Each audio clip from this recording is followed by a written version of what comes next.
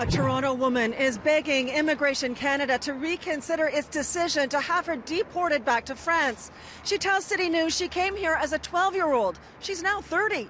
She says her whole life is here. I've built a life here. I am supported. I have lots of amazing friends and family, and I don't want to be forced to leave everything I have for 18 years. Laura Souchet says if she and her mother had not received bad advice when they first arrived in Canada, she wouldn't be in this mess.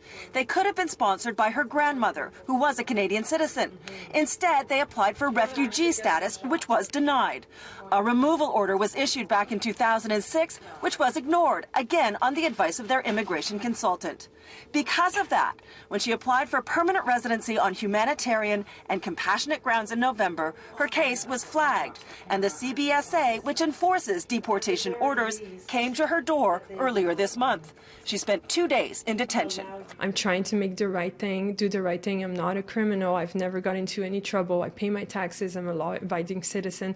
I felt dirty, like a criminal, like I was in a jail, and when it wasn't my fault to begin with. I was a child. This happened to me, and I'm trying to fix it. CBSA wasted no time. On Tuesday the 14th, she was told she had to pack up and leave the country just 4 days later. That's this Saturday.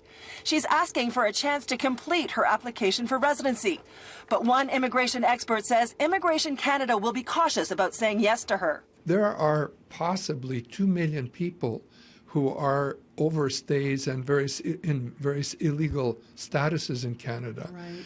This could be a tremendous precedent for everybody else to start, lining up. They're already here.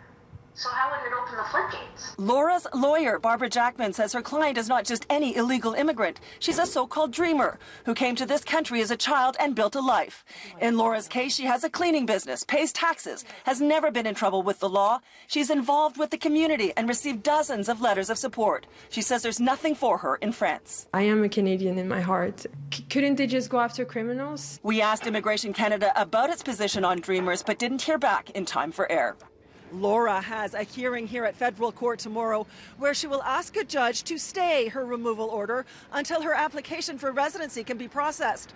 Her lawyer told me over the phone that she's hopeful about her chances, but says the government needs to do something to protect Canadian dreamers the same way President Obama did in the States.